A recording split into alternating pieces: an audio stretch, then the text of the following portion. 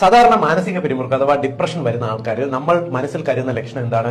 എപ്പോഴും കരയുക, അല്ലെങ്കിൽ ഉറക്കക്കുറവ്, അല്ലാണ്ട് എപ്പോഴും തളർന്ന് കിടക്കുക, ഒരു കാര്യവും ചെയ്യാൻ പറ്റാത്ത ഒരു അവസ്ഥ വരിക എന്നീ ലക്ഷണങ്ങളല്ലേ നമ്മുടെ മനസ്സിൽ വരുന്നത്. എന്നാൽ പുരുഷന്മാർക്ക് പലപ്പോഴും മാനസിക പിരിമുറുക്കം അഥവാ ഡിപ്രഷനൊക്കെ ഉണ്ടായി കഴിഞ്ഞാൽ ഇങ്ങനെ ആയിരിക്കില്ല പ്രസന്റ് ചെയ്യപ്പെടുന്നത്.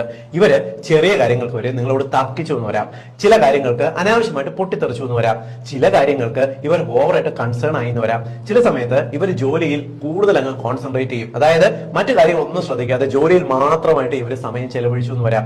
കൂടാതെ ഇത്തരക്കാര് ചിലപ്പോൾ വാഹനം എടുത്തുകൊണ്ട് അലക്ഷ്യമായി യാത്ര ചെയ്തു എന്ന് വരാം, ചിലപ്പോൾ ഈ അലക്ഷ്യത കൊണ്ട് ഇവർക്ക് ആക്സിഡന്റ് ക്രിയേറ്റ് ചെയ്യപ്പെട്ടു എന്ന് വരാം. ഇതെല്ലാം പുരുഷന്മാരിൽ കാണുന്ന ഈ ഡിപ്രഷന്റെ ലക്ഷണങ്ങളായിട്ട് വരാറുണ്ട്. ഇവർക്ക് ഇടയ്ക്കിടയ്ക്ക് വയറുവേദന, വിട്ടുമാറാതെ നടുവേദന, ഇടയ്ക്കിടയ്ക്ക് തലപ്പെരുപ്പ് അല്ലെങ്കിൽ തലവേദന, ഈ ലക്ഷണങ്ങൾ കാണുന്നുണ്ടെങ്കിലും ഇത് ഡിപ്രഷൻ ആണോ എന്ന് സംശയിക്കേണ്ടതുണ്ട്.